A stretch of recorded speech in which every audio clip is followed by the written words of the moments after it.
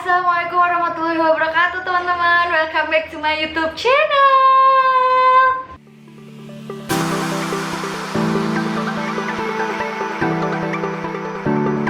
Gimana kabar semuanya? Semoga semua dalam keadaan sehat, tetap ceria, tetap semangat pokoknya. Nah teman-teman, kita udah masuk ke dalam kondisi new normal. Tapi teman-teman ingat tetap menjaga kebersihan dan tetap menjalankan sesuai protokol kesehatan. Cuci tangan, tetap pakai masker walaupun keluar rumah, ya kan. Terus juga selalu bawa tisu basah. Terus juga hand sanitizer kemanapun. Oke, tetap excited ya buat ketemu teman-teman lagi, buat menjalankan perkuliahan yang udah mulai pada aktif, terus juga yang udah mulai pada masuk kerja. Semangat teman-teman. Nah kemarin waktu aku bikin Q&A banyak banget yang nanyain tentang jurusan psikologi. Tapi sebelum nonton video ini jangan lupa buat tekan tombol subscribe. Nah teman-teman, hari ini aku nge-tag video nggak sendirian nih. Aku bareng dengan siapa tuh? Ayo Mi, buruan Mi. Udah boleh belum? Hai Mi, gantian kayak Mi. Ntar dulu aku dulu. Hai teman-teman, kenalin nama aku Kimi. Nah Kimi nih, si bawel ini bakal nemenin aku buat take video tentang jurusan psikologi. Nah Mi, sebelumnya kamu bacain dulu Mi pertanyaan-pertanyaan kemarin yang belum kejawab nih. Oke Mi? Oke. Pertanyaan yang pertama, Kak, kalau mau masuk jurusan psikologi itu biasanya dari jurusan apa di SMA-nya? Pertanyaan yang kedua, Kak, kalau mau masuk jurusan psikologi harus pintar bahasa Inggris ya? Pertanyaan yang ketiga, Kak, kalau jurusan psikologi itu nggak ada hitung-hitungan ya? Pertanyaan yang keempat, Kak, jurusan psikologi biasanya kerjanya apa? Pertanyaan yang kelima, Kak, bedanya psikologi dengan psikiater apa? Pertanyaan terakhir, Kak, suka duka kuliah di jurusan psikologi dong. Udah. Aduh, serak nih suaraku. Oke.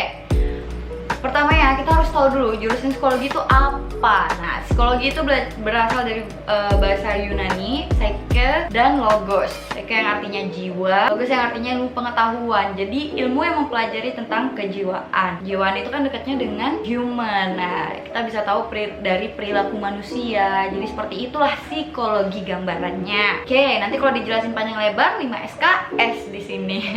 Nah, buat teman-teman yang masih pada bingung, apalagi baru pada lulus SMA ya kan, belum yakin nih tapi udah ada minat bidang nih ke psikologi. Nah dengerin nih video ini, tapi jangan lupa nih sebelumnya buat subscribe. Nah teman-teman, Kak, buat masuk psikologi tuh harus jurusan apa sih di SMA-nya? Nah, buat masuk jurusan psikologi itu bisa jurusan IPA dan IPS. Kebetulan aku IPA, aku bisa masuk jurusan psikologi. Nah, anak IPS tuh juga bisa masuk ke jurusan psikologi. Jadi nggak usah khawatir buat jurusan. Tapi kalau kalian mikir bahwa jurusan psikologi itu nggak ada hitung-hitungan, itu salah besar. Karena di psikologi juga kita belajar yang namanya statistika, psikometri, juga kita nanti bakal ada scoring test. Jadi tetap aja kita harus belajar hitung-hitungan, walaupun tidak sebanyak jurusan teknik atau matematika yang memang bidangnya di situ kan. Nah, kita belajar tapi tidak sebanyak itu. So ya masih bisa ngikutin lah walaupun nggak suka hitung-hitungan. Sejujurnya aku juga nggak suka. Tapi harus dijalani ya. Sebenarnya di psikologi itu kita belajar, tetap belajar semuanya ya. Di semester awal itu kita belajar juga yang namanya filsafat, terus statistika, terus psikologi dasar, terus juga kita belajar psikometri. Jadi di awal tuh kita belajar yang dasar-dasar, mata kuliah dasar umum namanya. Nah di situ kita belajar bahasa Inggris, kewarganegaraan, agama, itu tetap kita belajar. Terus nanti kapan tuh masa-masa prakteknya? Biasanya di semester-semester akhir tuh baru kita bakal turun lapangan untuk praktek begitu. Nah buat teman-teman nih, aduh Kak, psikologi tuh prospek kerjanya tuh di rumah sakit aja ya, psikologi tuh nanganinya kejiwaan aja ya.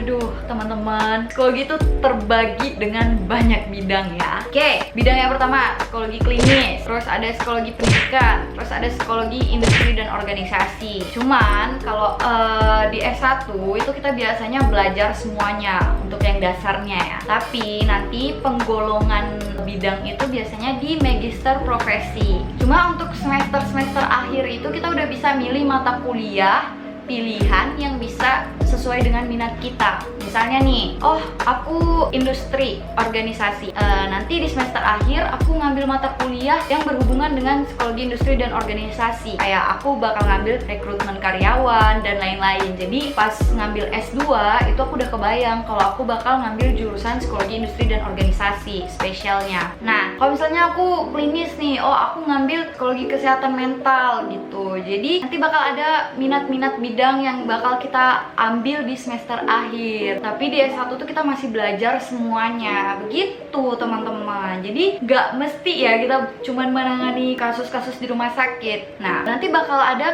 penggolongan-penggolongan lagi gitu. Nah, teman-teman yang pengen menjadi psikolog itu harus lulus S1 jurusan psikologi, lalu dilanjutkan dengan magister profesi jurusan psikologi gitu. Jadi barulah kita bisa dibilang psikolog tuh apabila kita sudah mengambil magister profesi. Kalau masih lulus S1 itu masih disebut dengan sarjana psikologi. Itu belum bisa mendiagnosa. Jadi yang punya hak mendiagnosa itu ya udah menjadi psikolog, yaitu lulusan magister profesi tadi. Panjang kuliahnya Kak, panjang banget.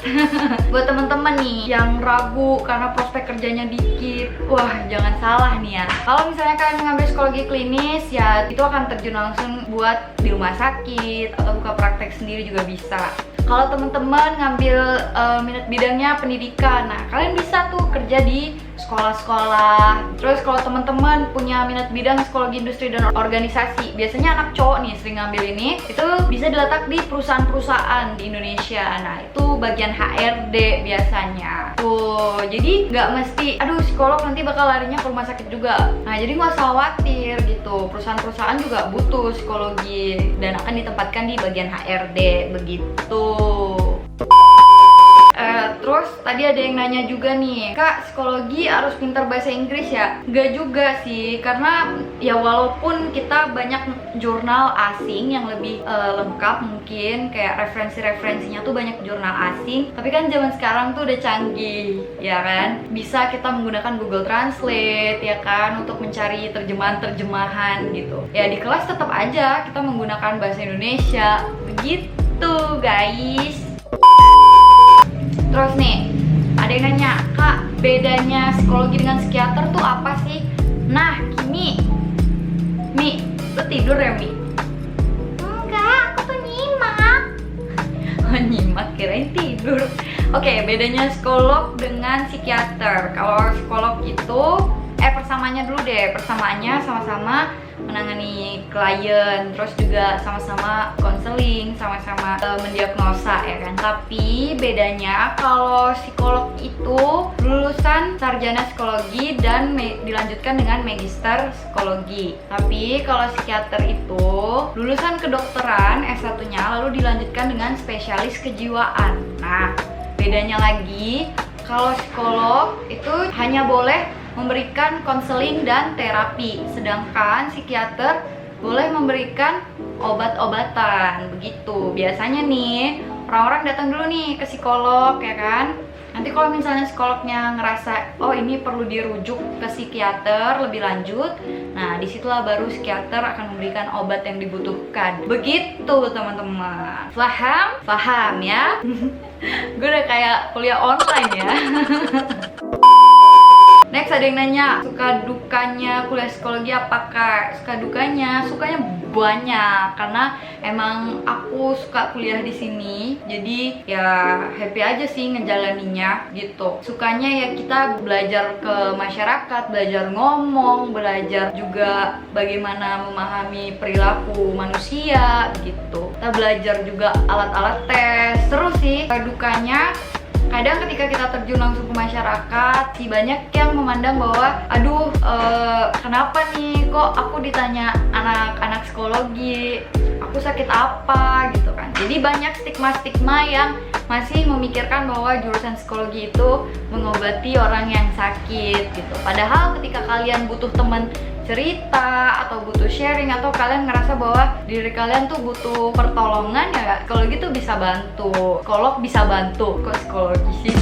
Nah gitu teman-teman. Jadi sebenarnya susahnya itu sih, mendobrak stigma-stigma negatif yang masih berpikiran bahwa yang belum aware lah dengan mental illness gitu. Tapi alhamdulillah sekarang sih udah banyak sih kayak influencer, terus juga banyak juga orang yang sadar dan aware dengan mental illness gitu. Bahwa ini tuh bukan penyakit yang main-main, yang kalian sepelekan gitu. Tapi ini tuh perlu pertolongan ya, emang perlu. Jadi ketika orang ada bilang, psikologi nanti kerja apa? Aduh, itu bener-bener gimana ya? Miris gitu ya.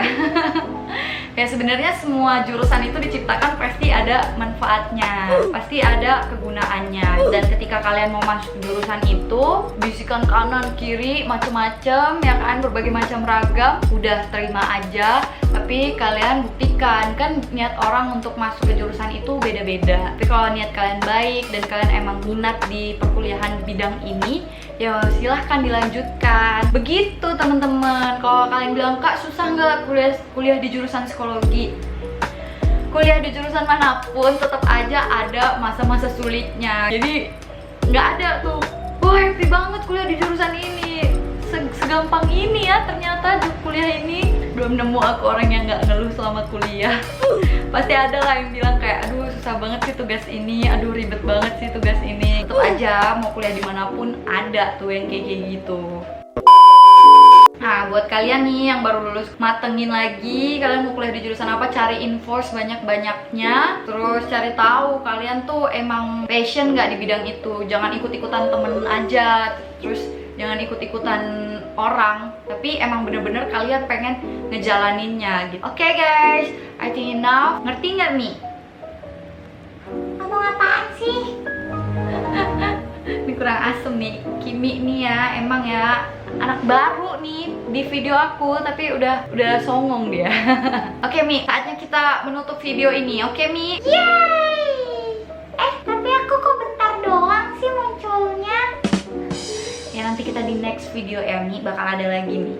Semoga kalian semua terbantu atas jawabannya. Yang masih pada bingung nih, oh benar nggak ya aku milih jurusan ini? Nah, coba-coba cari info lebih lanjut supaya nanti ketika kalian udah masuk ke jurusan itu, kalian nggak ada penyesalan, kalian nggak ada bingung lagi gitu. Jadi semoga video ini membantu, dan jangan lupa buat like, comment, and subscribe channel YouTube aku. Dan jangan lupa buat share ke teman-teman kalian yang masih juga pada bingung, teman-teman kalian yang masih pada galau mikirin jurusan apa. Nah jangan lupa langsung aja di share.